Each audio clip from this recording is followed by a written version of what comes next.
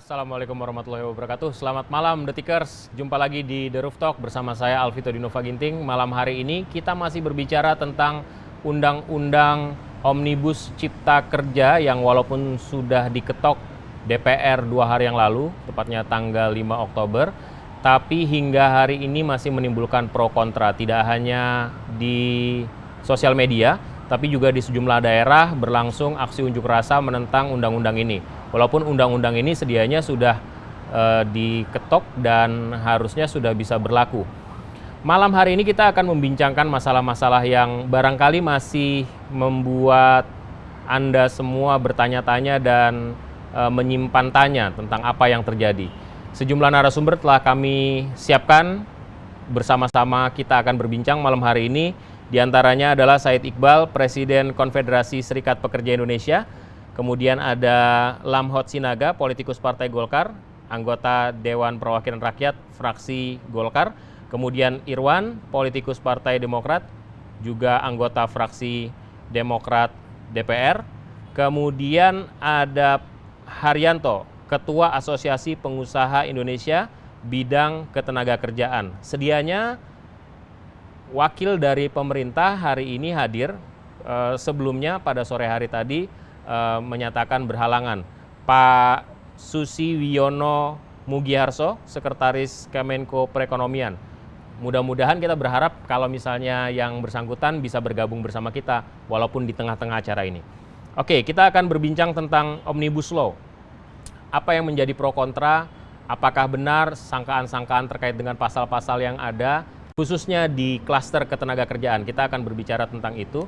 Tapi selain itu juga karena ada 2 anggota DPR di sini, malam hari ini kita juga ingin tahu prosesnya seperti apa sampai pada akhirnya kita tahu bersama 2 fraksi menolak rancangan undang-undang diundangkan dan 1 fraksi yaitu fraksi Demokrat melakukan walkout dari ruang sidang paripurna. Selamat malam Bapak-Bapak, saya ke Mas Iqbal terlebih dahulu. Apa kabar Mas? Baik, Alhamdulillah. Salam sehat untuk semuanya. Baik. Beneran nih nggak jadi wakil menteri apapun? Saya konfirmasi aja langsung. Nggak ada pembicaraan itu, hoax. Atau kepala badan apa, kepala apa gitu nggak? Nggak ada. Kita fokus pada perjuangan Omnibus Law. Kalaupun ditawarkan dalam Omnibus Law, pasti kita tolak lah. Oke. Kita berjuang fokus Omnibus Law. Mas, saya rewind kembali deh. Kita mundur ke hari Senin ya, Anda diminta untuk menghadap Presiden ya, Anda dan Bang Andi Gani. Apa yang dibicarakan pada siang hari itu? Nggak ada, kita hanya menyerahkan tertulis 10 alasan atau 10 isu mengapa buruh menolak Omnibus Law yang telah dibahas oleh Panja Balek dan pemerintah. Karena buruh dan rakyat itu merasa dikhianati oleh DPR ya.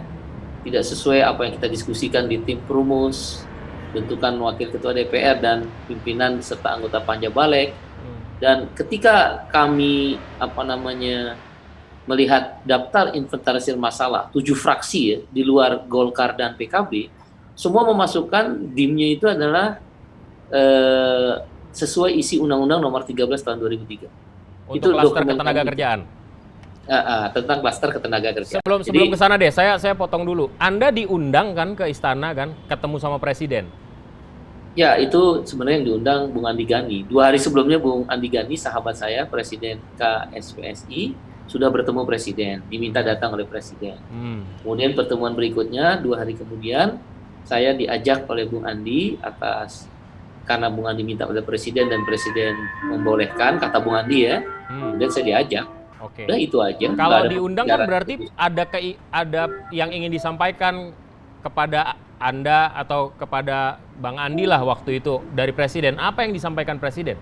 Ya prinsipnya Bung Andi dengan Presiden berdiskusi bagaimana Presiden bisa mempertimbangkan mengapa buruh berkeberatan atau menolak RUU Cipta Kerja pada saat itu sebelum sidang paripurna.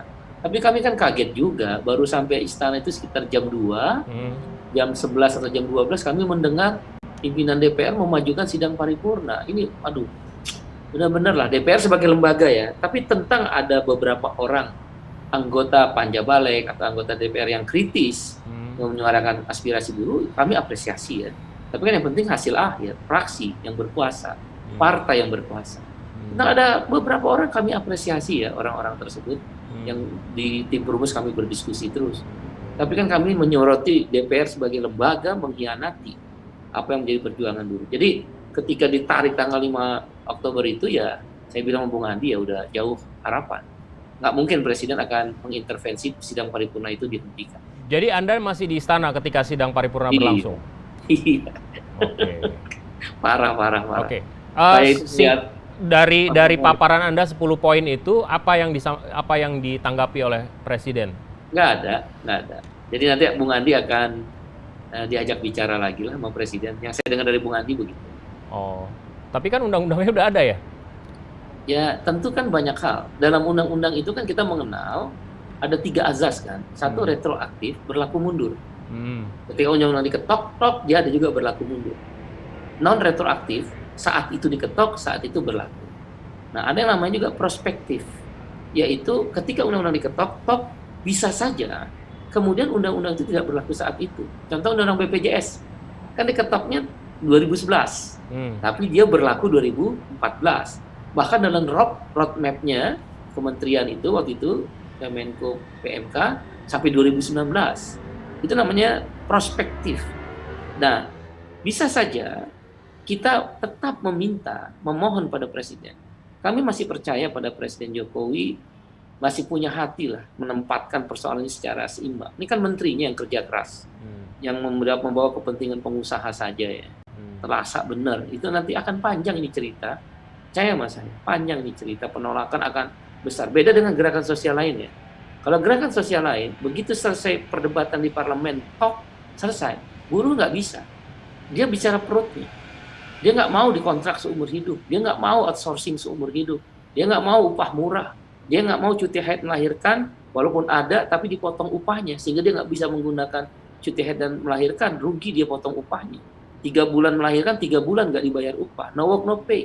Nggak mau buruh yang kayak gitu. Buruh itu dia akan terus. Dan itu di seluruh dunia. Karena saya kebetulan kan pengurus pusat Badan Perserikatan Bangsa-Bangsa ya, PBB. Saya Badan ILO berkantor di Jeneva. Jadi tahu ritme buruh di dunia itu dan khususnya di Indonesia, dia akan melawan terus. Tapi secara konstitusional ya. Cara-cara lain secara hukum pun tentu akan dilakukan. Nah, itulah intinya mengapa kita menolak keras dan mogok nasional pada esok hari, 3 hari, dia akan berlanjut. Tentu model dan gayanya beda. Jadi mogoknya? Jadi kan udah 3 hari. Kalau misalnya kena jerat undang-undang gimana? Kalau dianggap mangkir dan tidak perform gitu? Nah itulah, Apindo, Kadin salah kaprah, termasuk Dinas Tenaga Kerja. Wah bersatu deh pokoknya deh.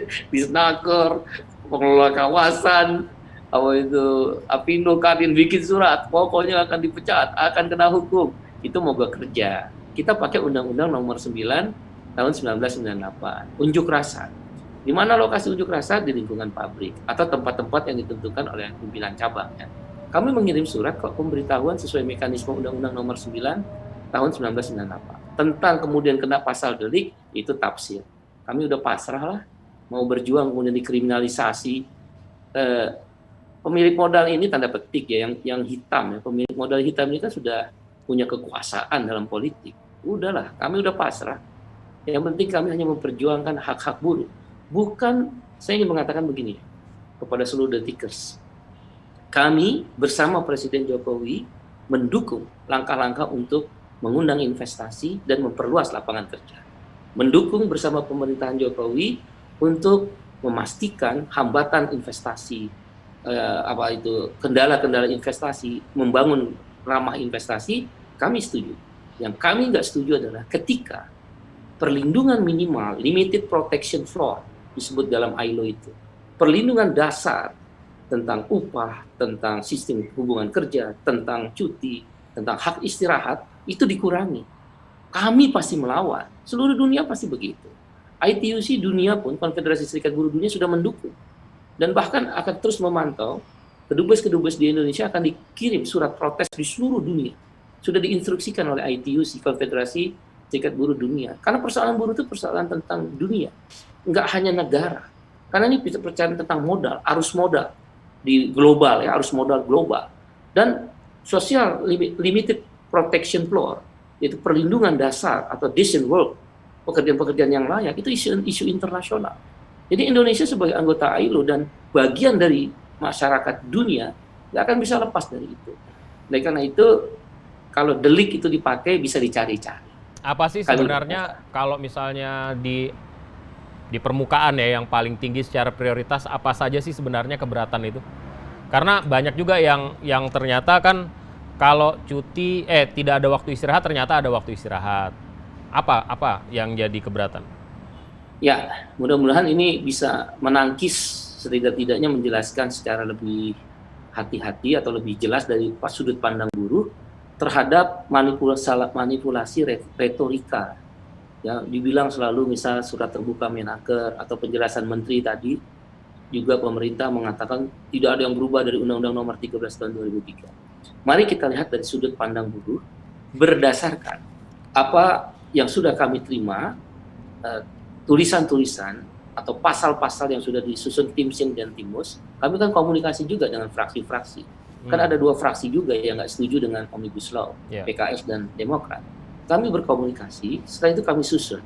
Kami sandingkan dengan usulan-usulan kami. Karena contohnya ya, saya kasih tahu, 7 fraksi yang tadi saya bilang, DIM-nya sama dengan Undang Nomor 13 2003. Apalah cur, begitu masuk di panja balik, 5 hari berubah. Saya sering melihat ya, perdebatan-perdebatan, karena diundang, di parlemen-parlemen dunia, di Bundestag, misalnya di Jerman, atau di negara-negara Nordik, di Finlandia dan Swedia, saya waktu itu diundang, atau di dietnya Jepang, itu perdebatannya nggak bisa 5 jam dalam undang-undang sekontroversial ini. Memalukan DPR kita itu. Luar biasa.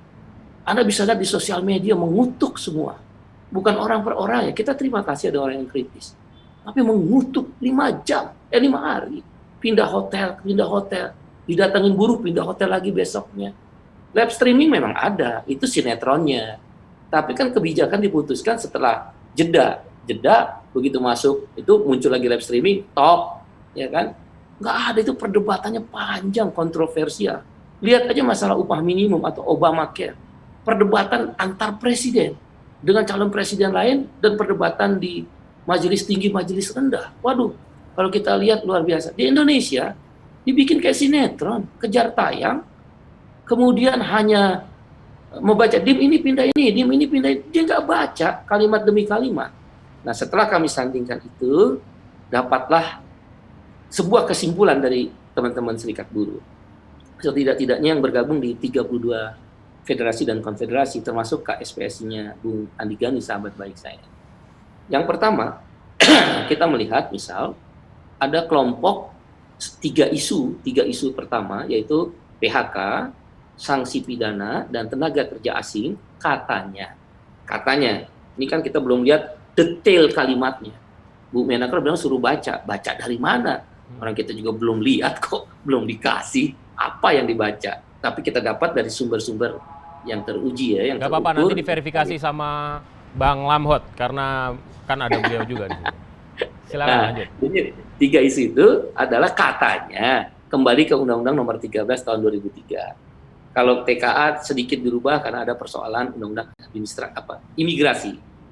Kalau itu benar, ya kita terima kasih. Tapi kalau tidak benar, seperti juga kan kita dibohongin juga.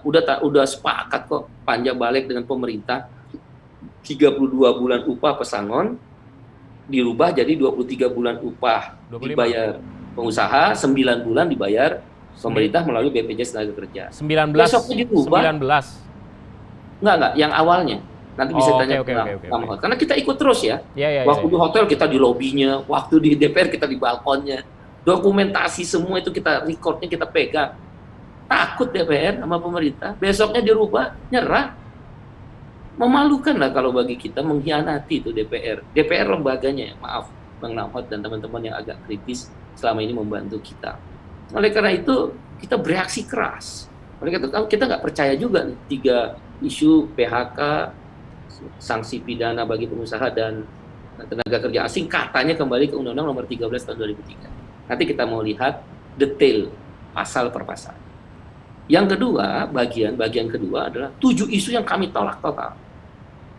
Karena itu sudah diomongin menteri, diomongin anggota DPR, perdebatan di televisi, di Detik juga banyak banyak memuat itu. 7 alasan atau 7 isu tersebut yang kami tolak total, makanya kami berjuang terus. Yaitu yang pertama adalah UMK bersyarat. Apa? Saya nggak kenal itu di dunia UMK bersyarat. Nggak ada UMK apa yang bersyarat. Kalau dibilang upah minimum Indonesia itu adalah tertinggi, mari kita lihat buku yang dikeluarkan oleh ILO. Bisa diambil kok di ILO kantor Jakarta, di Tamrin sana, bisa diminta. Tren ketenaga kerjaan di Indonesia tahun 2014-2015, memang yang terbaru saya belum punya. Saya cek ke ILO juga belum ada. Di situ dikatakan rata-rata upah, bukan upah minimum, rata-rata upah pekerja Laos 114 US dollar per bulan. Pekerja Kamboja 119 US dollar per bulan. Berapa pekerja Indonesia rata-rata upah? 174 US dollar per bulan. Berapa Vietnam? 181 US dollar per bulan. Kita di bawah Vietnam rata-rata upahnya. Kemudian berapa Malaysia? 526 US dollar. Filipina 256 US dollar. Thailand 326 US dollar. Indonesia tuh masih nggak terlalu bawah, tapi nggak juga terlalu tinggi. Dia di tengah. Nah, kalau UMK-nya pakai bersyarat, UMK apa yang dimaksud bersyarat? Masih ada 6 lagi tuh ya. Nanti kita simpan satu-satu. Saya alihkan dulu ke narasumber lain karena Anda porsinya sudah cukup panjang nih. Saya ke Bang Lamhot Sinaga dulu. Bagaimana tanggapan Anda terkait apa yang disampaikan oleh Bung Iqbal tadi?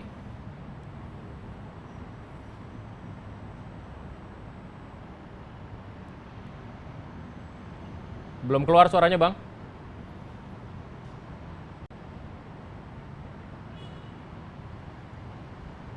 Suaranya belum keluar. Unmute, Bang, harus unmute. Di unmute dulu.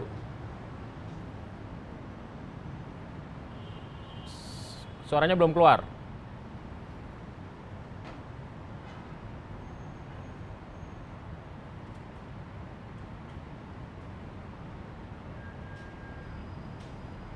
Sambil dibenerin dulu ya, kita beralih udah Bang. Udah. Silakan. Di sini saya nggak bisa buka. Ya. Terima kasih. Selamat malam. Pak Iqbal.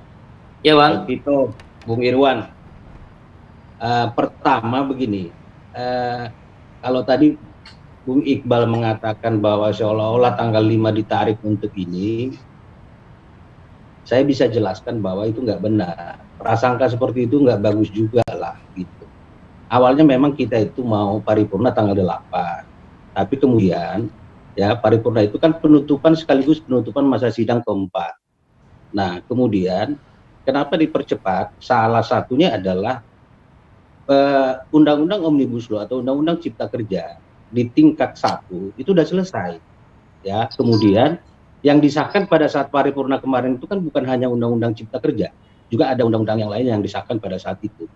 Lalu kemudian di DPR sendiri termasuk di Panja Balek itu ada beberapa teman-teman yang menjadi terpapar oleh virus corona ya COVID-19. Nah dengan alasan itulah makanya kita percepat karena memang tidak ada lagi yang ditunggu. Itu yang pertama. Sehingga saya ingin katakan Pak Iqbal tidak baik juga berprasangka seperti itu. Kenapa ditarik, kenapa kejar tayang gitu. Enggak, karena memang jadwalnya udah seperti itu.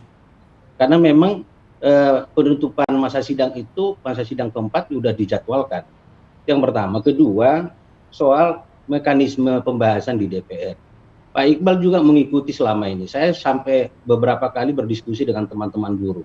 Teman-teman buruh baik yang dari ikut di tripartit bersama-sama dengan pemerintah maupun serikat buruh yang tidak ikut di tripartit meeting.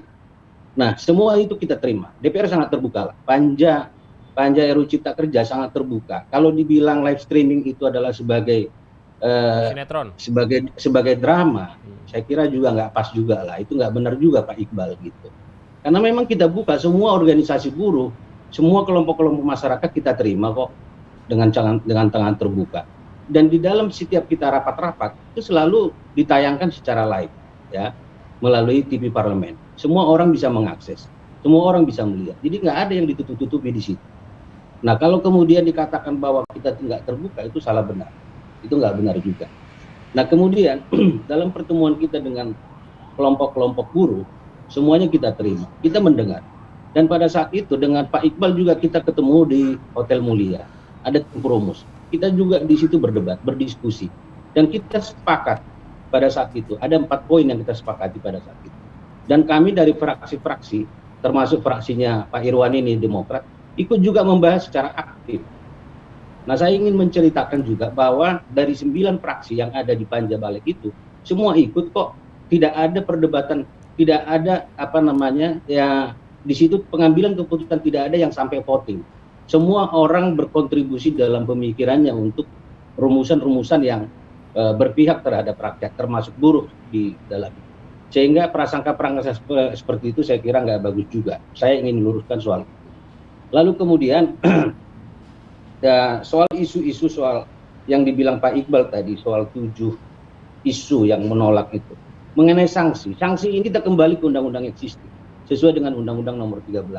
Nanti akan saya WA lah Pak Iqbal. Semua Undang-Undang Cipta Kerja saya WA-kan nanti saya kirimkan supaya bisa dibaca secara menyeluruh, baik dari masalah PHK, masalah upah, masalah PKWT, masalah outsourcing, semua ada di situ, nanti bisa dibaca supaya di kemudian hari tidak terjadi lagi kesalahan informasi yang didapat. Mengenai cuti hamil, cuti haid, kita nggak ada singgung itu. Kembali kepada undang-undang existing, nggak ada kita ganggu. Tetap ada, artinya ada. Bahwa jadi cuti hamil, cuti haid tetap digaji ya Bang Ada. Tidak ada diatur di undang-undang Omnibus Law Cipta Kerja, nggak ada itu.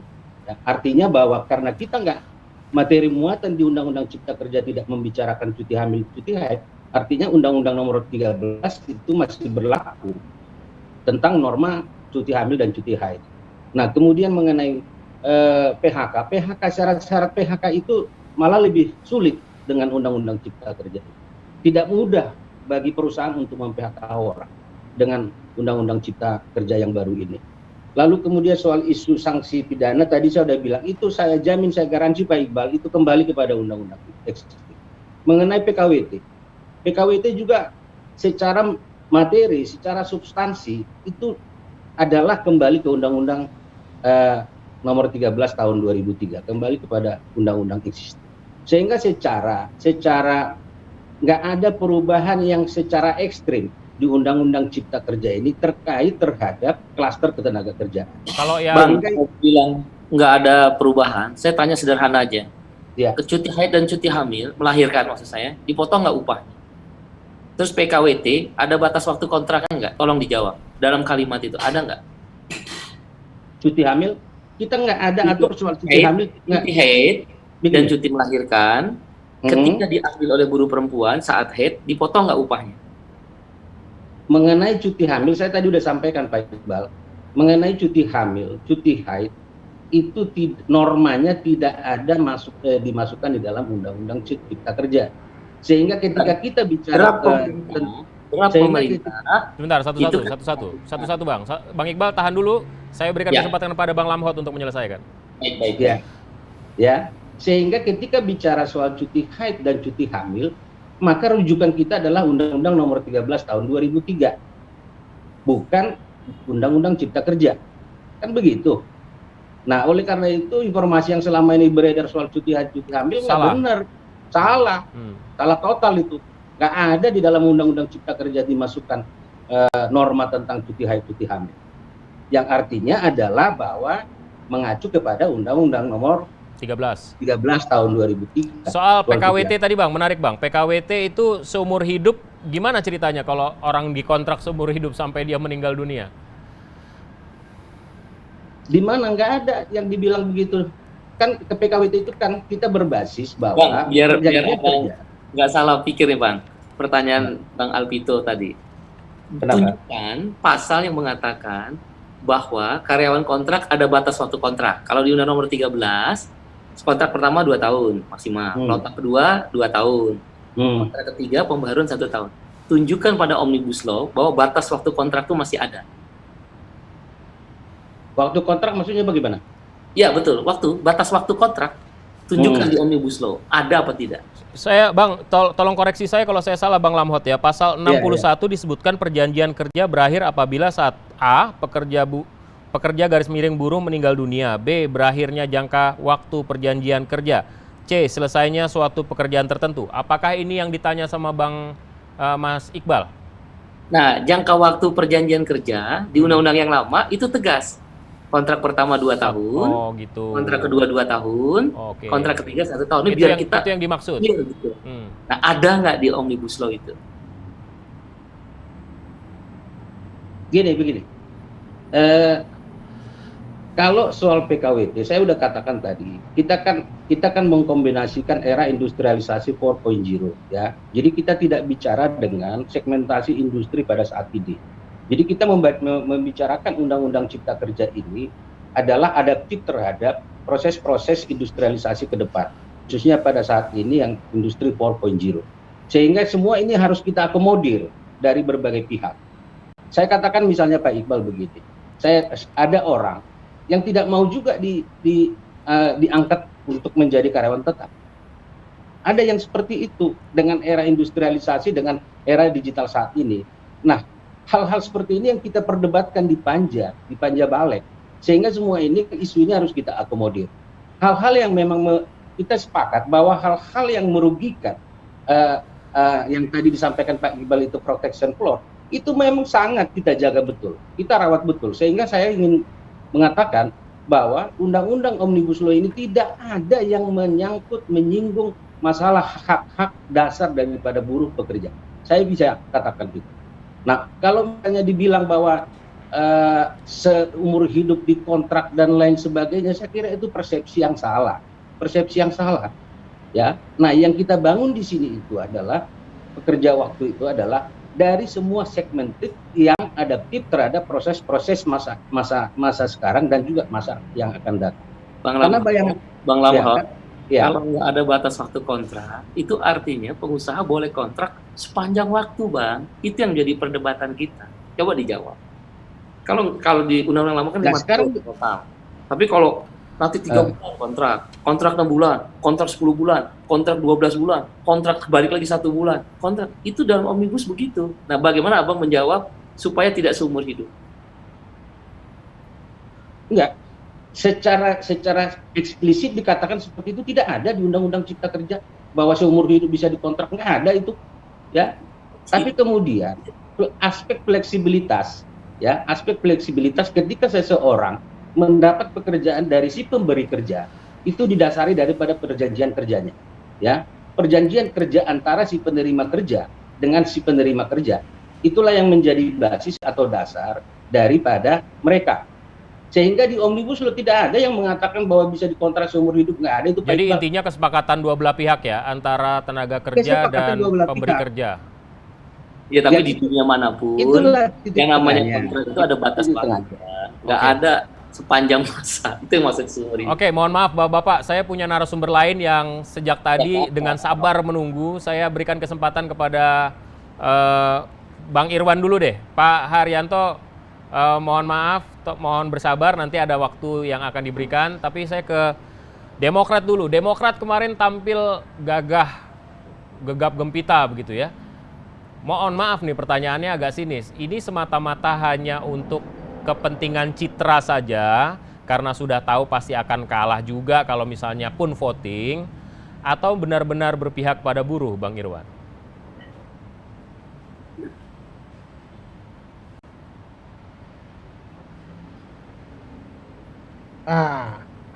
Ya, terima kasih Bang Alvito, Detikers, Bang Said Iqbal, Bang Lamhot, Haryanto semuanya. Sebelumnya mewakili fraksi Partai Demokrat, kembali lagi kami mohon maaf kepada tentunya seluruh buruh dan juga mahasiswa yang hari ini juga turun ya, bahwa belum mampu kemudian memperjuangkan di parlemen untuk menunda pembahasan pengambilan keputusan rancangan Undang-Undang Cipta Kerja ini. Jadi kalau dibilang ini panggung gitu, tentu tidak, karena jauh-jauh hari Bang Alvito, fraksi Partai Demokrat itu sudah tegas meminta kita mengedepankan etika parlemen dan membantu pemerintah ya, menangani pandemi COVID ini. Makanya kita setuju, buktinya setuju Perpu yang luar biasa itu untuk menangani pandemi dan memulihkan ekonomi nasional, karena kita mendukung prioritas penanganan pemerintah gitu. Nah, makanya kemudian kita sempat keluar. Itu juga bukti tegas untuk menggugah nurani kawan-kawan di Panja bahwa ayo kita sama-sama dukung pemerintah untuk fokus penanganan pandemi. Tapi nyatanya berlanjut dan kemudian kita masuk lagi, tentu kita banyak bertemu dengan kawan buruh ya. Kemudian menyerap aspirasinya, bukan hanya buruh, karena Ciptaker ini kan bukan hanya ketenaga kerjaan, sehingga kemudian ada pada kesimpulan untuk menolak dengan 5 catatan. Catatannya itu bahwa RUU ini belum memiliki nilai urgensi dan kegentingan memaksa, kemudian karena ini sifatnya luas, omnibus law, maka perlu pencermatan lebih mendalam, hati-hati, lebih teliti, kan susah tuh di tengah pandemi COVID seperti ini. Nah, kemudian ini kan tujuannya untuk kemudian mendorong investasi dan menggerakkan perekonomian nasional. Tentu pasti akan terdampak nih, pasti akan ada potensi-potensi hak-hak pekerja, hak buruh yang terpinggirkan. Nah, kemudian kita juga melihat ini sangat-sangat pro pebisnis, ya tentu bertentangan dengan Pancasila ya, semangat Pancasila ya, keadilan sosial, karena lebih mengarah kepada sistem kapitalistik gitu, neoliberalistik. Kemudian yang terakhir kami juga melihat ini RUU Ciptaker ini cacat substansi dan juga cacat prosedur gitu, karena ya bagaimanapun dalam proses penyusunan undang-undang kita berharap ada proses yang transparan, akuntabel gitu, melibatkan. Jadi Anda sepakat bahwa ini melibatkan banyak pihak yang. Jadi Anda sepakat bahwa undang-undang ini dikebut ya, sampai meetingnya harus malam-malam, meeting tingkat satunya malam-malam, malam minggu kalau nggak salah, malam-malam dikontak, kemudian tadinya tanggal 8 dipindah ke tanggal 5 gitu. Ya tentunya kan ada rekam jejak itu ya. Parlemen Bang Alvito, dan kalau kemudian ada kemudian pendapat mengatakan ini dikebut, ya kan sangat terlihat ya, kawan-kawan balik pun menyetujuinya malam hari, kemudian kita juga tahunya tanggal 8 sidang paripurna, kemudian tiba-tiba siang itu rapat bamus, dan siang itu juga kemudian paripurna, yang mana kami ya kami juga belum diberi itu bahan yang sudah disepakati di balik, padahal itu sangat penting dalam dalam pengambilan keputusan tingkat 2, bukan hanya hak persetujuan fraksi loh, tetapi juga ada hak persetujuan anggota dalam sidang paripurna untuk menyampaikan. Sorry saya potong ya Bang Irwan ya, Bang Lamhot benar belum ada draft akhirnya belum didistribusi ke anggota-anggota waktu diketok Palu itu, atau mau rencana ketok Palu tanggal 5 itu?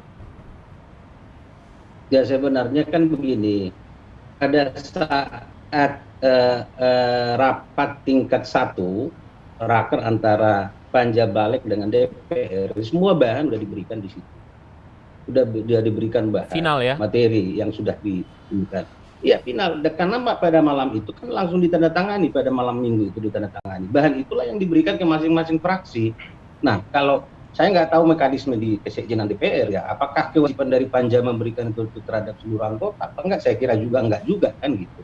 Tapi yang pasti semua fraksi itu sudah dapat.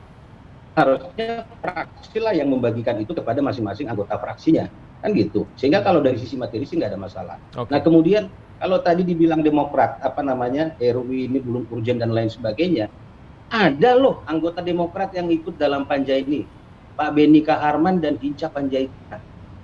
Dan selama proses Panja, ya 2 orang anggota Demokrat ini adalah sangat aktif, sangat memberikan pemikiran-pemikirannya terhadap konstruksi undang-undang ini, mulai dari termasuk bab ketenaga kerjaan. Ada Pak Beni Kaharman di situ yang membahas, dan tidak ada satu perdebatan yang katakanlah subject deadlock ya di tingkat Panja. antara anggota Panja fraksi-fraksi lain dengan Demokrat. Nggak ada itu, Pak. Nggak ada itu, Alvito. Misalnya nggak pernah saya sampai berdebat deadlock dengan Benika Harman dengan Hinca Panjaitan. Nggak ada. Walaupun kita memang sesama fraksi satu sama lain, kita panjang berdebat. Nah ini juga sekalian saya klarifikasi Mas Iqbal nih, tidak ada perdebatan. Banyak perdebatan, Pak. Konstruksi daripada undang-undang ini yang dimasukkan oleh pemerintah itu banyak yang kita rekonstruksi ulang, ya. Banyak perubahan-perubahan yang jadi kita nggak terima bersih juga yang draft yang disampaikan oleh pemerintah. Banyak perubahannya dan di setiap perubahan itu ada perdebatan yang panjang. Nah di dalam proses perdebatan yang panjang itu, di situ ada Benika Harman, ada Hinca Panjaitan, yang sampai rapat tengah-tengah malam itu. Nah di awal pembicaraan ini saya jelaskan, saya clearkan dulu ini, Alvito. Silakan. Dari awal pembahasan di Panja tidak ada sikap dari Partai Demokrat yang mengatakan bahwa undang-undang ini tidak urgent. Nggak ada itu. Saya ingin katakan. Ya, saya juga nggak tahu. Ini kan Bung Irwan ini kan bukan di anggota Panja, mungkin dia nggak tahu proses dinamika apa yang terjadi di Panja. Seharusnya yang dihadirkan juga kan orang yang menjadi anggota Panja sehingga dia tahu. Saya ingin bertanya. Pak Benika Harman itu sangat konstruktif. Saya ingin bertanya begini, Bang Lamhot. Saya ingin bertanya begini kepada Bang Irwan. Yang dipermasalahkan oleh Demokrat itu soal timingnya, tapi substansinya nggak ada masalah berarti. Kalau misalnya mendengar apa yang disampaikan oleh Bang Lamhot, ada pembicaraan yang konstruktif antara anggota Demokrat yang ikut dalam Panja, itu artinya sebenarnya substansinya bukan isu, yang jadi isu itu karena pandemi aja dan harus ada pembahasan lebih lama lagi gitu. Gimana Bang Irwan? Tidak. Jadi harus filosofisnya harus dilihat dulu Bang Alvito. Kita tuh pertama sikap tegas kita keluar dari Panja itu karena kita ingin fokus di pandemi. Nah, mengenai poin-poinnya tentu ada koreksi yang mendalam oleh kawan-kawan Panja pada saat masuk lagi membahas, dan salah satunya ya kita perjuangan terhadap potensi menghilangkan hak-hak pekerja itu. Ini kan contohnya sekarang pemerintah, bayangin logikanya dibalik, disahkan buru-buru baru kemudian sibuk mengklarifikasi hoax. Ini kan logika bagaimana gitu dalam menyusun sebuah undang-undang gitu. Sosialisasi pasca undang-undangnya bagaimana? Ini hari ini buruh turun ribuan bersama mahasiswa. Ini apa tidak melanggar undang-undang yang lain gitu. Jadi ini hal yang sudah kami pikirkan bukan hanya sifatnya parsial, tapi menyeluruh bagi bangsa ini. Makanya kita bilang dari sisi urgensi kegentingan memaksanya, kenapa ini dilakukan di tengah pandemi dan pemulihan ekonomi nasional. Poin apa misalnya yang jadi keberatan Demokrat? Maksudnya Bang? Ya, poin apa misalnya dalam undang-undang itu kalau misalnya kita bicara substansi? Saya kan meragukan, ini bukan substansi nih sebenarnya, cuman masalah timing aja. Tapi kalau Anda sebut substansi, salah satunya bisa dikasih contoh keberatan Demokrat atas itu. Ya, contohnya kita bicara sentralistik kewenangan, ya. Bagaimana kemudian beberapa kewenangan pemerintah daerah terkait perizinan dan lainnya itu ditarik kembali ke pusat. Ini tentu bertentangan dengan amanah reformasi. Sementara daerah menanggung. Ini saya klarifikasi nih, Bung Alvito, ini saya klarifikasi nih, Bung Irwan nih. Jadi yang benar itu adalah tidak ada kewenangan daerah yang ditarik ke pusat, ya, tidak ada. Yang ada adalah yang diterbitkan adalah NSPK, norma standar prosedur dan kriteria yang dibuat oleh pemerintah pusat, ya. Nah, NSPK inilah nanti yang dilaksanakan oleh pemerintah daerah, baik provinsi maupun kabupaten kota sesuai dengan kewenangannya. Jadi yang ditetapkan oleh pemerintah pusat itu adalah NSPK-nya. Oke, ya. Silakan. Jadi jangan dipelintir. Ya, oke, silakan. Saya tidak mau masuk dalam jangan dibolak-balik. Nah, ini jelas sekali. Draft awalnya memang undang-undang yang disahkan. Ya, saya jelaskan kepada Anda. Sebentar, Bang Lamhot, sebentar. Saya kasih kesempatan kepada Bung Irwan. Iya, jadi perdebatannya jelas sekali ya, undang-undang Omnibus Law ya dalam hal kewenangan daerah ini udah bertentangan dengan Undang-Undang Nomor 23 terkait otonomi pemerintah daerah. Jadi kalaupun kemudian ada istilah-istilah lain, ini udah jelas apa namanya retorika yang kemudian menjadi perdebatan kusir pasca Bukan dong, bukan ini. retorika, bukan retorika. Kan namanya undang Omnibus Law ini adalah menyelaraskan, mensinkronisasi dari berbagai undang-undang, ya. Di draft awal memang betul seperti yang dikatakan oleh Bung Irwan. Draft awal pemerintah memang kewenangan itu diangkat menjadi ke pusat, tetapi di Panja itu perdebatannya sangat panjang dan itu sampai 1 minggu lebih itu nggak putus itu. Tapi kemudian jalan tengahnya adalah kewenangan itu tetap dikembalikan sebagaimana dengan Undang-Undang 23, tetapi dalam menjalankan kewenangan itu pemerintah daerah, pemerintah provinsi harus mengacu kepada NSPK, norma standar prosedur dan kriteria, gitu loh. Nah, selama ini kan kita menganut sebuah sistem. Dengar dulu, menganut sebuah sistem, ya. Jadi ketika kita mengurus sebuah proses perizinan di daerah A, itu berbeda dengan di daerah B. Kan begitu, itu yang kita alami selama ini.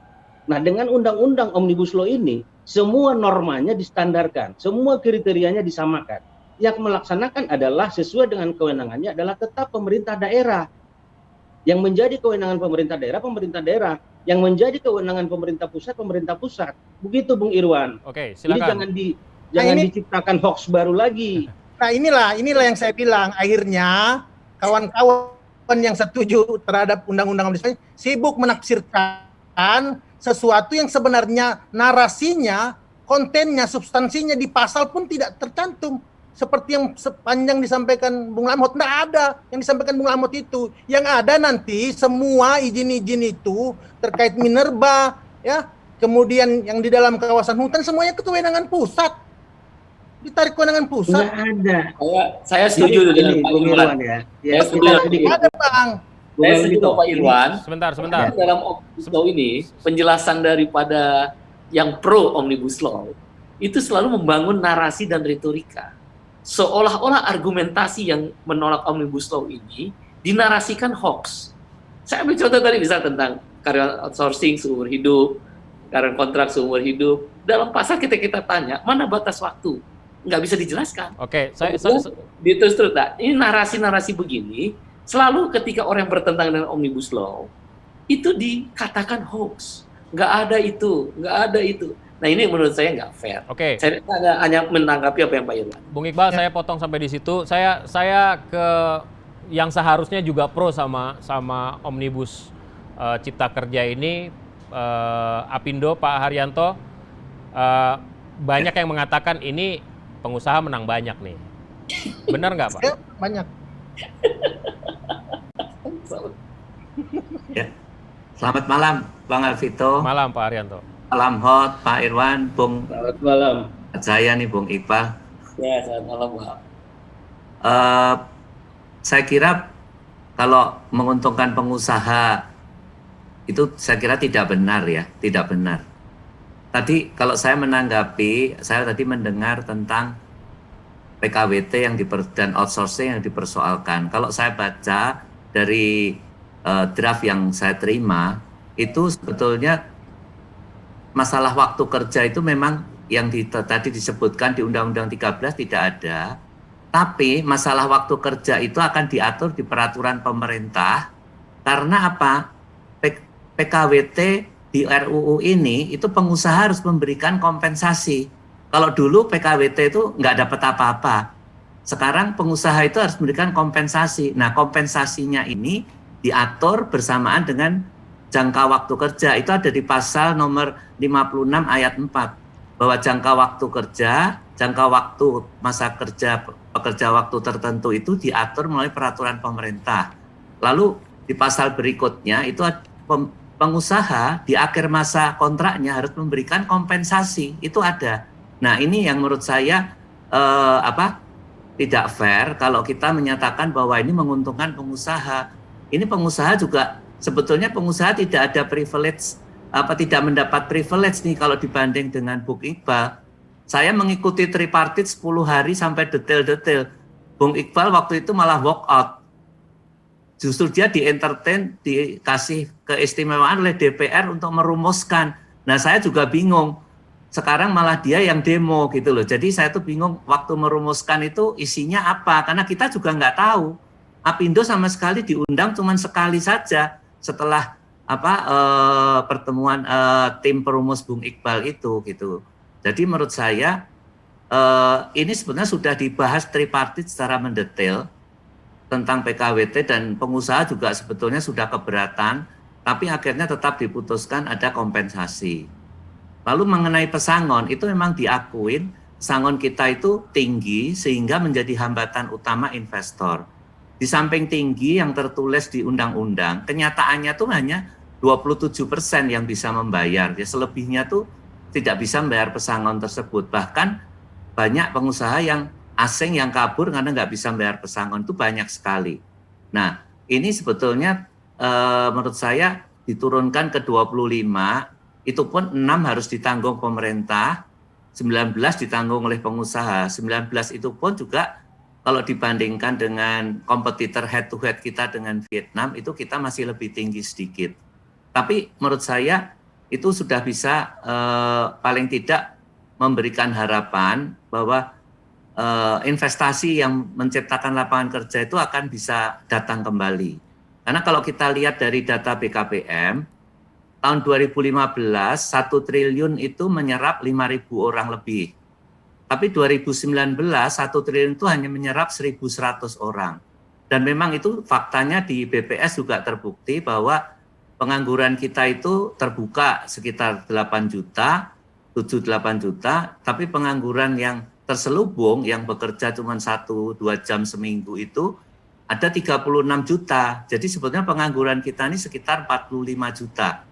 Nah, belum lagi ditambah tiap tahun sekitar 2-3 juta. Nah, ini bonus demografi 10 tahun ke depan itu memang sangat berbahaya bagi kita.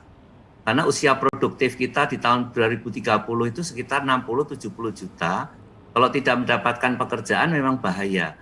Sebetulnya pengusaha di dalam negeri sekarang concern-nya sebetulnya adalah sustainability. Sustainability apa artinya? Usaha bagaimana bisa sustain di Indonesia. Kalau pengangguran banyak, angka kriminalitas tinggi, tidak aman dan sebagainya, menurut saya itu sangat berbahaya. Kalau Omnibus Law ini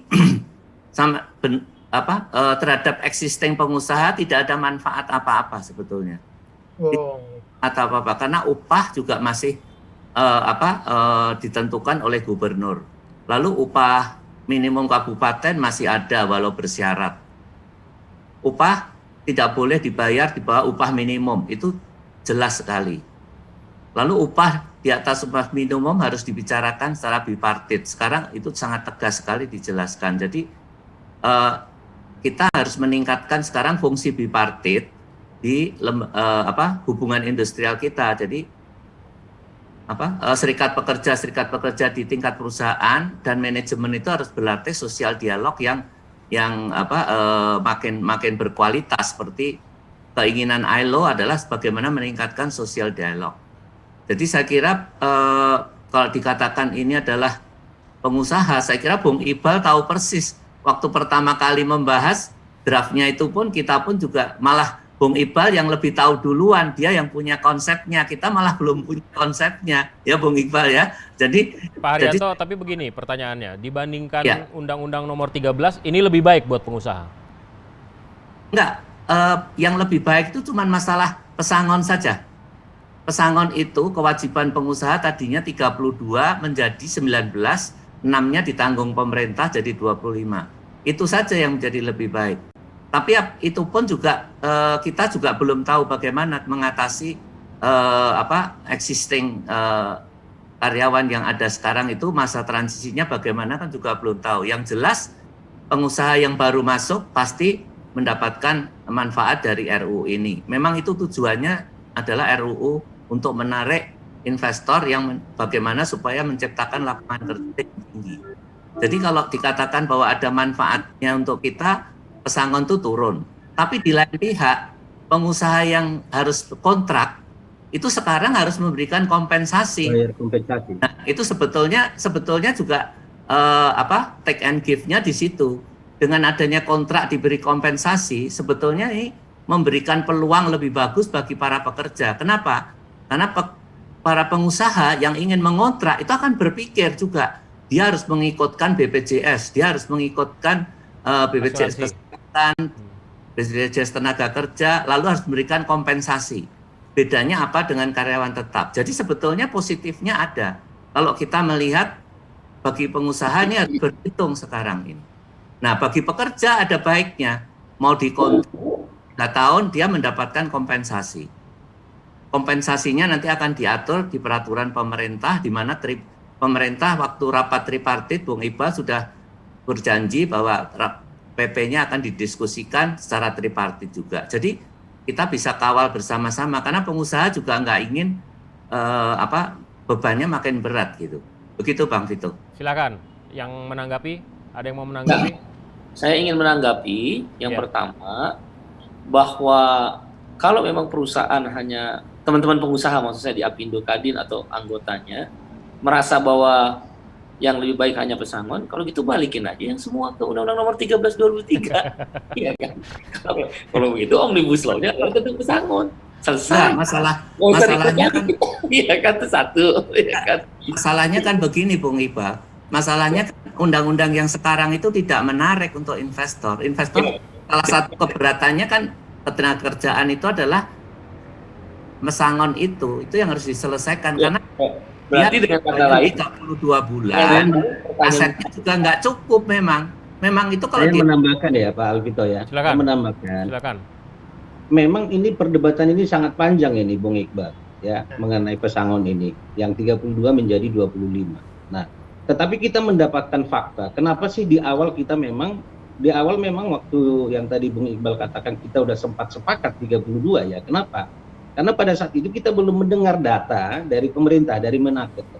Ternyata hanya 7% yang mampu membayarkan sebesar 32 itu.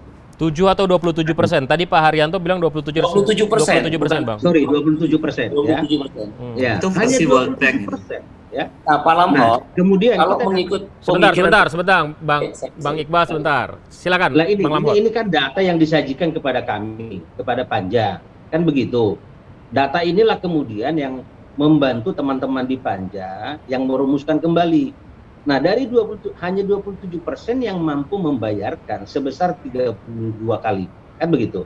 Nah, kemudian sisanya yang 70% sekian itu, 73% itu hanya mampu, itu range-nya antara 16 sampai 20. Itu range-nya. Ini data dari mereka ya, dari Menaker ya. Nah, kemudian makanya di draft awal pemerintah itu adalah 18. Draft awalnya 18. Tetapi kemudian di Panja kita putuskan menjadi 19 plus 6.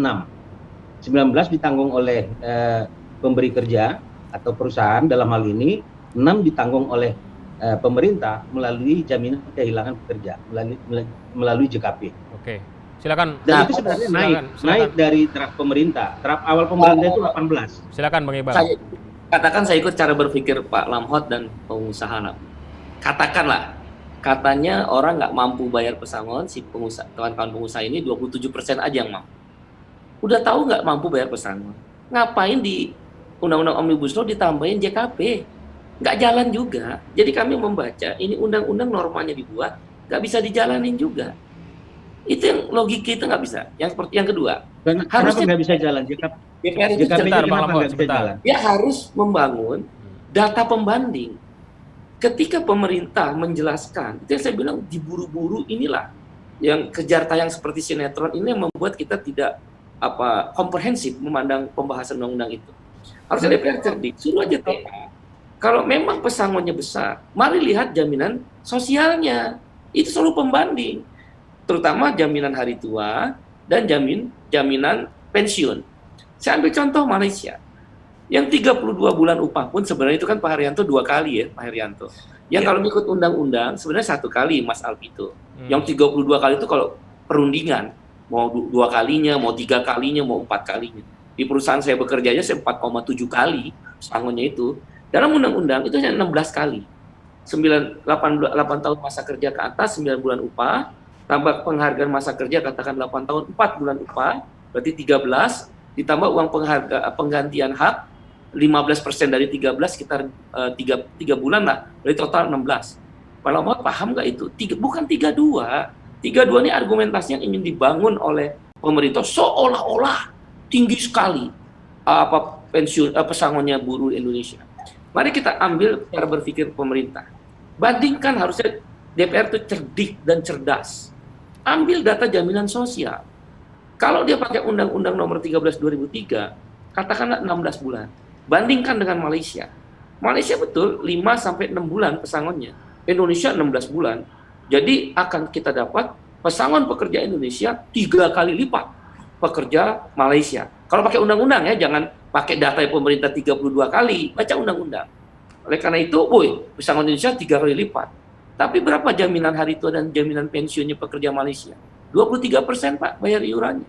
Berapa Indonesia membayar JHT dan jaminan pensiun? 5,7% JHT tambah 3% pensiun. 8,7 Pak. Berarti sepertiga. Jadi kalau kita bicara komprehensif tentang pesangon dan jaminan sosial, khususnya JHT, jaminan hari tua dan jaminan pensiun, nggak ada beda. Kenapa kalau pengusaha asing yang berinvestasi di Singapura, dia mau bayar JHT dan jaminan pensiun 33%. Kenapa begitu masuk Indonesia, mereka hanya bayar 8,7? Karena pesangon itu adalah diciptakan oleh pemerintah di masa-masa sebelumnya, itu adalah sebagai buffer, penyangga, karena kita nggak punya unemployment insurance.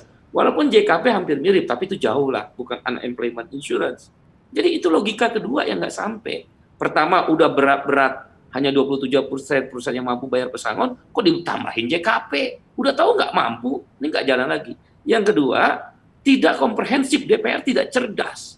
Tidak mengkomprehensifkan jaminan sosial dan pesangon.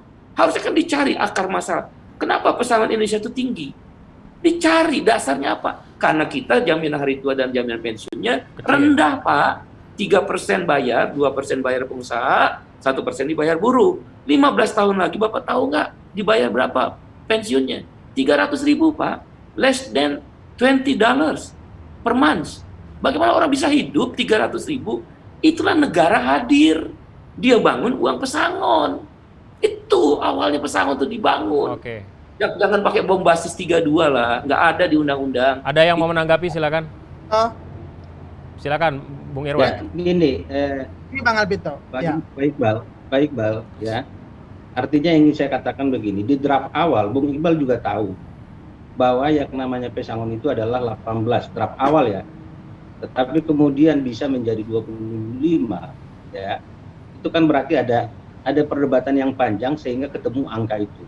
Artinya naik dari draft awal. Itu pertama. Kedua, kenapa dikatakan pentingnya JKP? Ya sangat penting, ya. Ini kan juga menjadi kepastian terhadap teman-teman buruh, pekerja yang selama ini di undang-undang existing itu dikatakan 32, tapi kenyataannya tidak bisa diterima sebesar itu. Nah, dengan di Omnibus Law diatur 19 diberikan oleh pengusaha Bapak atau baca perusahaan. Bukan 32, 16. Ini makanya saya bilang narasi-narasi yang dibangun yang seolah ketika kami mengcounter hoax. 16 Pak. Saya Oke. Bapak, saya baca undang-undangnya ya. Soal Biar clear nih. Biar clear. Soal JKP. 8 tahun masa soal kerja JKP. atas, itu 9 bulan. Ya. Enggak, bulan yang tadi upah. Bung Iqbal bilang, Oke. yang Bung Iqbal bilang tadi sudah tahu nggak bisa 8 tahun bayar. atas. Kenapa Bang Iqbal, JKP tahan dulu, Bang ini harus Iqbal. saya lurus. Tadi ini kan saya harus luruskan dulu. Ya, silakan. Kenapa sudah tahu hanya 27% yang bisa membayar, kenapa ditambahkan dengan JKP? JKP ini kan perlu Pak, ya. Karena JKP ini nanti di situ ada 3 komponennya yang diberikan. Ada cash benefitnya, ada upskilling, ada upgrading. Ditambah lagi nanti sumber informasi ketika dia PHK, dia mendapatkan informasi-informasi tentang kesempatan bekerja di tempat lain. Itulah masuk dengan JKP itu. Nah, selama ini ketika orang katakanlah dia di PHK lalu kemudian mendapat pesangon, dia hanya menerima uang toh. Nah, ini sekarang dengan Omnibus Law, dengan Cipta Kerja ini kita rubah. Ada jaminan kehilangan pekerjaan. Jadi dia mendapatkan cash benefitnya untuk menutupi kebutuhan dasar dia layak hidup, tetapi di sisi lain dia juga mendapatkan pelatihan kompetensi dia untuk meningkatkan upgrading kompetensi diri si buruh atau si pekerja untuk bisa mendapatkan pekerjaan di tempat lain. Silakan, saya berikan kesempatan kepada. Inilah pentingnya JKP itu. Ya, oke, Bang Mahmud. Dan Bung Iqbal, saya katakan JKP ini kan disyaratkan di konvensi ILO 102 itu disyaratkan wajib. Ya. Oke, kita ke Bang Irwan, silakan. Ya, diskusi malam ini mengkonfirmasi bahwa memang faktanya tidak ada urgensi dan kegentingan yang memaksa. Tadi Pak Rianto bilang bahwa undang-undang sebenarnya tidak ada menguntungkan pengusaha. Kemudian Bang Lamhot bilang tidak ada perubahan Undang-Undang 13 2003. Ini menarik nih Bang Alvito. Itu dua undang-undang ketenaga kerjaan ini kan dibuat zaman Bu Megawati. Kemudian digunakan oleh Bapak SBY 10 tahun dan meroket ekonominya 6%. Nah, kemudian kalau dijadikan alasan undang-undang tenaga kerjaan ini karena 6 tahun ini kemudian ekonomi kita seperti ini, itu tapi kan faktornya banyak. Kalau sekarang dibilang tidak 6% kan juga banyak, kan ada pandemi, ada segala macam kan. Silakan lanjutkan. Artinya ini mengapa kemudian menjadi salah satu poin catatan kami bahwa tidak urgensi dan dalam kegentingan memaksa, lebih baik fokus ya, kemudian menangani pandemi dan penanganan ekonomi nasional, sehingga menjadi kemudian poin penting kami untuk menolak. Pak Haryanto tidak urgen Pak ya? Tidak dalam kondisi urgen sebenarnya kita membutuhkan undang-undang baru. Saya bisa jawab dulu. Sebentar Bang Lamhot. Sebentar Bang Lamhot. Kalau urgensi mengenai RUU ini kan untuk menarik investasi yang menciptakan lapangan kerja itu sangat urgen. Sangat urgen karena kita ini sudah kehilangan kesempatan 3 kali relokasi. Dari sejak periode Pak SBY terakhir, lalu pas periode awal Pak Jokowi, dan terakhir yang kemarin Pak Jokowi marah itu yang menyebabkan yang menyebabkan ini tidak ada relokasi ke Indonesia sama sekali. Tapi Pak Rianto, ini kan investor juga tidak menyambut gembira undang-undang Omnibus Law ini, bahkan mereka poinnya bagaimana kemudian Indonesia fokus ya pada penguatan undang-undang terkait konservasi hutan, lahan gambut, masyarakat adat, dan lainnya, yang mana dalam undang-undang Omnibus Law ini banyak juga kemudian potensi-potensi perampasan hak Pak, atas bagi rakyat karena kemudahan investasi ini. Kalau soal Omnibus Law ini yang nunggu sudah banyak Pak, kan baru diketoknya juga hari Senin, belum banyak yang tahu Pak. Jadi ada 36 investor asing yang menyarankan pemerintah. Jangan Bung Irwan, jangan loncat-loncat dulu. Ini kita bicara soal urgensi ya. Saya tambahkan ya. Soal urgensi. Sebelum pandemi Covid, angka pengangguran kita 7 juta. Oke. Nah, setelah Covid ini sampai sekarang PHK itu sudah 5 juta, ya. Berarti ada 12 juta yang pada saat ini tidak mendapatkan lapangan pekerjaan. Kondisi pandemi Covid ini kita tidak tahu kapan ini berakhir, Bung Irwan, ya. Pada saat existing sekarang 12 juta pengangguran. Nah, yang bisa kita lakukan adalah membuka investasi seluas-luasnya dengan harapan 12 juta yang pengangguran pada saat ini terserap lapangan kerjanya. Itulah urgensinya. Pak Lamhot, tapi kalau Anda tidak memandang ini dari mana Pak Lamhot? Ya. Tidak ada. Kenapa? Pemerintah mengeluarkan 3,87 juta itu yang dirumahkan dan yang di PHK. Yang di PHK cuma 387.000. Itu data pemerintah. Pak Lamhot menggunakan 5 juta dari mana? Oke. Saya dalam kalau permasalahannya itu harus lewat perpu yang kemarin yang luar biasa itu udah bisa. Dalam RDPU kita dengan Kadin Bu Iqbal, data mereka itu menyatakan itu kan mereka real ya. Yang dari Kadin itu. Nanti bisa ditanyakan ke Pak Rosa. Data dari mereka itu 5 juta. Oke. Itu termasuk pekerja UMKM. Kami juga kan punya data. Saya ambil contoh tekstil lah, Pak Haryanto tahu itu. Oke, nggak apa-apa. Oke, saya ikut datanya Pak Iqbal. Data kami. Oke, nggak apa-apa. Nggak apa-apa. Saya ikut datanya Bung Iqbal. Jadi ya, harus artinya 7 juta sebelum Covid.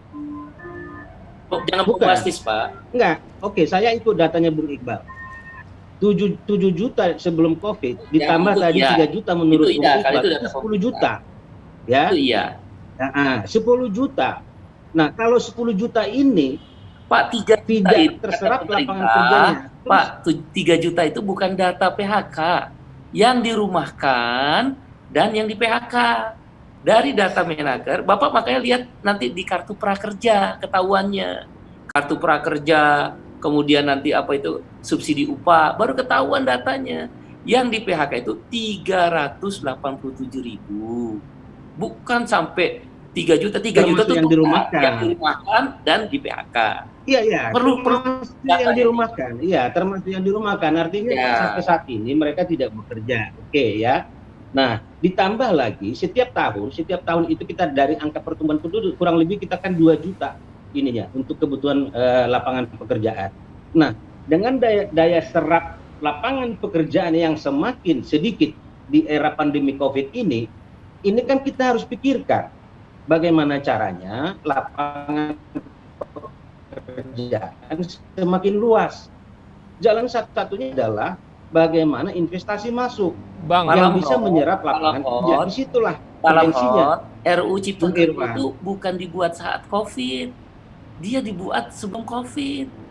Jadi sebelum Nah, saya pun gini, ada saya Cipta Kerja ini nggak ada hubungan dengan COVID. gini, jangan dibolak-balik Bung Iqbal. Tadi kan saya udah katakan sebelum Covid, angka pengangguran kita itu di angka 7 juta. Iya. Ditambah lagi kondisi Covid seperti sekarang ini, ya kan itu saya katakan jangan sepotong-sepotong dong ya, ditangkap. oke. Ya. Nah, kondisi pandemi Covid ini kan itu membuat akumulasi yang sangat besar. Itu sisi urgensinya, Pak Irwan. Gitu loh. Enggak. Nah, kalau Urgen- dibilang misalnya dengan apa? Urgensi sekarang itu bagaimana bantuan sembako, jaminan sosial dari pemerintah yang luar biasa dananya ya kita dukung itu tuh sampai ke rakyat. Faktanya kan tidak terima juga gitu. Artinya fokusnya sebenarnya di situ dibanding kemudian malam-malam menyetujui undang-undang ini, kemudian apa namanya di sidang paripurna itu juga. out of context lah ya. Bung Irwan itu udah out of context, soal sembako itu udah out of context itu. Justru ya. saya mengajak Begini, Bung Lamhot.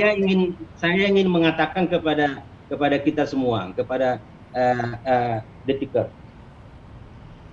apa yang dikatakan Bung Irwan tadi itu tidak tercermin dalam sikap Partai Demokrat di panja Undang-Undang Cipta Nggak bisa Kerja. dong Bung Lamhot mewakili itu, jelas sikap Loh, kami. Tidak Ya, ada loh, dalam satu terus mengapa proses di-cut? begini. Mengapa 5 Gini. menit saja kami minta waktu kepada pimpinan sidang, kenapa tidak diberi? Kenapa? Ini masih itu soal bukan- mic. Itu bukan ranah saya kalau udah paripurna. Baik, Saya Bang- hanya Bang hanya Lamhot, Bang Lamhot, Bang Irwan, Fraksi Partai Ya. Demokrat sangat jelas. Bang Lamhot, Bang Irwan, mohon maaf, waktu kita sudah habis nih. Ternyata untuk membicarakan Bukan, ini. undang-undang yang ratusan pasal ini tidak juga bisa dibahas dalam kurun waktu 1 jam saja. Saya akan Benar. berikan kesempatan masing-masing narasumber untuk menyampaikan pernyataan terakhir. Saya berikan kesempatan terlebih dahulu untuk Bung Iqbal. Yang pertama tentu kita tetap menolak Omnibus Law yang sudah diketok, dan kami tetap berharap Presiden bisa mendengarkan aspirasi buruh dalam 30 hari ke depan, setidak-tidaknya prospektif. Pasal-pasal kontroversial jangan berlaku sekarang, berlaku nanti 3 tahun lagi bisa. Sehingga jarak 3 tahun ini kita masih bisa diskusi tentang banyak hal, seperti Undang-Undang BPJS. Yang kedua, saya ingin mengulang kembali 7 isu yang kami sampaikan sebagai alasan penolakan adalah UMK kami tidak setuju bersyarat, UMSK kami tidak setuju dihapuskan, kembali kepada Undang-Undang Nomor 13 2003. Pesangon kembali kepada 32 bulan upah, tapi sesungguhnya cuma 16, bukan 32 bulan upah. Kalau pakai Undang-Undang Nomor 13 yang lama. Yang ketiga, kami meminta tetap ada batas waktu kontrak, sehingga kontrak tidak seumur hidup, outsourcing juga tidak bisa seumur hidup, harus ada beberapa jenis industri yang boleh menggunakan outsourcing. Oke, tapi hanya beberapa, tidak semua jenis industri. Yang kelima, tentang cuti haid dan cuti melahirkan, kami akan periksa lagi kalau memang Pak Lamhot tadi bilang begitu.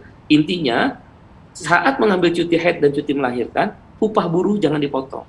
Alat reproduksi buruh perempuan harus dijaga. Itu konvensi ILO maternity protection. Yang keenam, waktu kerja tidak boleh fleksibel.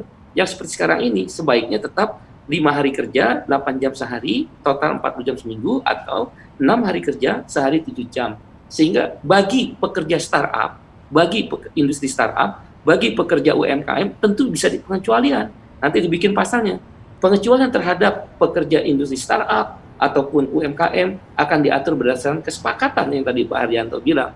Dan yang ketujuh, tentu kami harapkan Jangan karena sistem kerja kontrak maupun sistem outsourcing akan membuat buruh tidak mendapat jaminan kesehatan dan jaminan pensiun. Karena agen outsourcing nggak mungkin bayar JKP, Pak Arianto. Agen outsourcing tidak mungkin bayar jaminan pensiun. Dia hanya menerima fee. Satu orang buruh, misal 50.000, udah tok. Nggak ada dia akan bayar jaminan kesehatan, jaminan pensiun, dan bayar JKP. Agen outsourcing itu hanya fee. Itu saja, mudah-mudahan kesempatan masih ada. Demo akan dilanjutkan sampai besok dengan tertib, damai, dan tidak anarkis. Kemudian kita persiapkan aksi-aksi lanjutan karena urusan perut, dan tentu nanti kita akan persiapkan langkah-langkah hukum, mungkin judicial review terhadap formil, gugatan formil maupun gugatan material, dan international solidarity karena KSPI adalah anggota daripada ITUC, dan kebetulan saya juga ada ILO governing body. Tentu kita akan sampaikan pandangan-pandangan kepada dunia internasional bahwa Undang-Undang Omnibus Law ini bersifat tanda petik quote and quote eksploitatif bagi teman-teman buruh. Kami bersama Presiden Jokowi siap untuk mengundang investasi sepanjang tidak mengurangi hak-hak dasar limited protection floor. Kami bukan anti memperluas lapangan kerja. Kami hanya ingin selain memperluas lapangan kerja, ketika rakyat masuk dalam pasar kerja, dia harus ada perlindungan minimal. Itu aja. Terima kasih. Oke, terima kasih Bang Iqbal. Saya berikan kesempatan kepada Bang Lamhot. Silakan Bang. Baik, terima kasih. Bang Alvito, pamit ya. Ada sebutan. Dengan lahirnya undang-undang. Oh iya, silakan. Terima kasih masih Bang Iqbal. Terima kasih. Terima kasih Bang Lamhot, Pak Arianto, Pak Irwan. Terima kasih Bung Iqbal. Ketemu lagi di lain kesempatan ya. Diskusi lagi kita. Ya, baik. Saya bisa lanjut? Silakan. Ya, tentunya Undang-Undang Cipta Kerja ini tidak bisa menenangkan semua pihak. Ya, seperti yang dikatakan Pak Arianto tadi, di kalangan pengusaha pun ada yang dirasakan ada pertambahan beban, misalnya soal kompensasi. Ya, tapi di sisi lain memang ada kemudahan tertentu, khususnya pengusaha yang nantinya akan masuk sebagai investor baru, new investor. Nah, kemudian begitu juga di teman-teman buruh, di kalangan buruh. Tentu tidak mungkin panja bisa menyenangkan semua pihak. Panja Undang-Undang Cipta Kerja sudah semaksimal mungkin membahasnya, menariknya ke titik jalan tengah yang bisa mengakomodir semua pihak, baik pemerintah maupun dari elemen masyarakat lainnya. Yang berikut bahwa Undang-Undang Cipta Kerja ini tidak berhenti di dalam hanya undang-undangnya saja. Karena masih ada tugas berikutnya, yaitu peraturan pemerintah. Peraturan pemerintah inilah nanti yang menjadi acuan untuk operasionalisasi, untuk mengeksekusi semua nanti undang-undang Cipta Kerja ini. Oleh karena itu kita, baik kita di DPR maupun kelompok masyarakat, masih harus mengawal pemerintah nantinya di dalam membuat peraturan pemerintah yang terkait dengan turunan daripada Undang-Undang Cipta Kerja ini. Langkah itu masih sangat panjang. Nah, oleh karena itu, jangan terlalu dini kita menganggap bahwa Undang-Undang Cipta Kerja ini tidak berpihak terhadap kelompok masyarakat tertentu. Terlalu dini, terlalu prematur itu. Nah, oleh karena itu, ini undang-undang sudah disahkan. Secara mekanisme politik, ini sah menjadi sebuah undang-undang. Sudah diparipurnakan di DPR RI. Oleh karena itu, setelah nanti ini diundangkan, kemudian nanti lahir peraturan pemerintah, barulah bisa dioperasionalisasikan atau bisa dieksekusi. Harapan kita, lahirnya peraturan pemerintah nantinya sebagai turunan daripada Undang-Undang Cipta Kerja ini, kita meyakini bahwa pemerintah juga akan berpihak terhadap kepentingan masyarakat banyak dan termasuk kalangan buruh dan pekerja. Nah, itu yang bisa saya sampaikan, Bung Alvito. Terima kasih. Mantap, terima kasih Bang Lamhot. Silakan Bang Irwan. Ya, saya singkat aja Bang Alvito, bahwa kami menegaskan kembali sikap kami tetap menolak Undang-Undang Cipta Kerja ini. Kemudian kami juga berharap sekarang bulannya di Pak Jokowi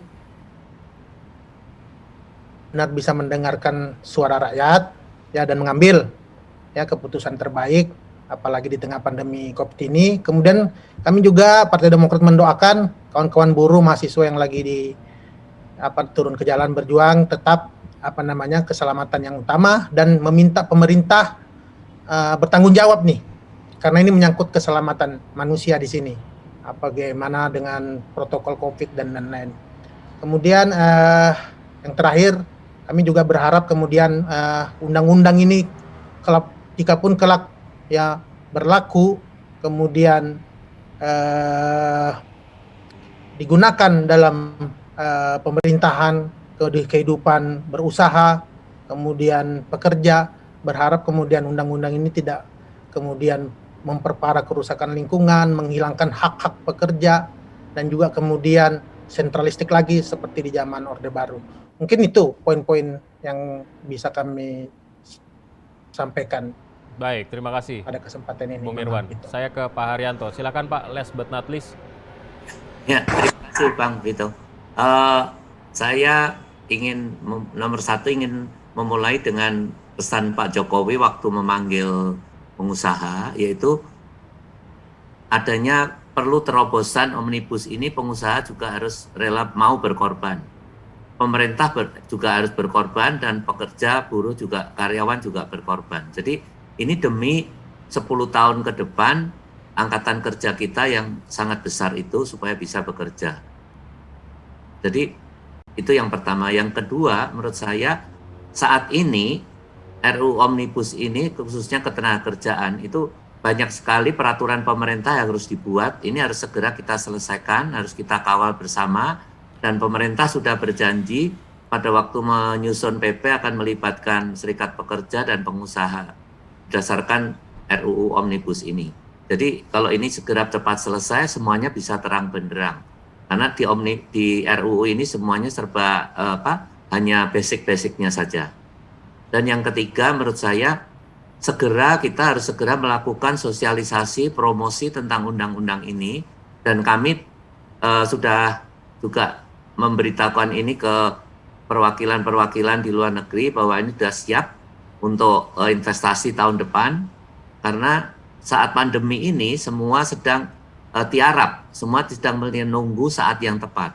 Kita percaya di dunia usaha, apabila curve-nya sedang turun, dalam 1-2 tahun mendatang pasti akan naiknya sangat drastis. Nah, pada waktu naik itulah Indonesia jangan sampai ketinggalan. Dan ini menurut saya langkah Omnibus ini menurut saya harus bisa dioptimalkan oleh pemerintah melalui Kementerian Perdagangan, perwakilan perdagangan di luar negeri, sehingga semua orang tahu bahwa di kita sudah ada labor reform. Dan juga tidak cuma labor reform, tapi juga perpajakan, perizinan, dan lain sebagainya. Jadi dengan ini kita mempunyai harapan sehingga 10 tahun kemudian rakyat kita itu tidak akan menjadi masalah bonus demografi, tapi akan menjadi manfaat yang besar dari adanya bonus demografi. Saya kira itu saja dari kita. Terima kasih Pak Haryanto, terima kasih Bang Lamho, terima kasih Bang Irwan, dan sebelumnya Mas Iqbal. Terima kasih semuanya. Terima kasih, kapan-kapan kita ketemu lagi. Terima kasih Pak Irwan. Selamat malam. Dan inilah akhir dari jumpa kita di The Roof Talk malam hari ini. Kita akan jumpa minggu depan dengan narasumber dan topik yang berbeda. Saya Alvito Dinova Ginting, sampai jumpa. Wassalam.